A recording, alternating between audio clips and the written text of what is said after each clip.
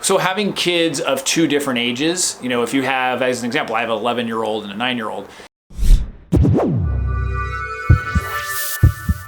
A lot of times we expect that the younger child kind of does the same thing as the older child and thinking without actually really thinking about it. So we might say, okay, you know what, we're gonna start doing this, but my 9-year-old is starting to do it 2 years before my 11-year-old is. And so sometimes I think we have the same expectations on two different age children, and yet we think, oh, well, they were brought up in the same family, or they were parented the same, but the truth is that they weren't.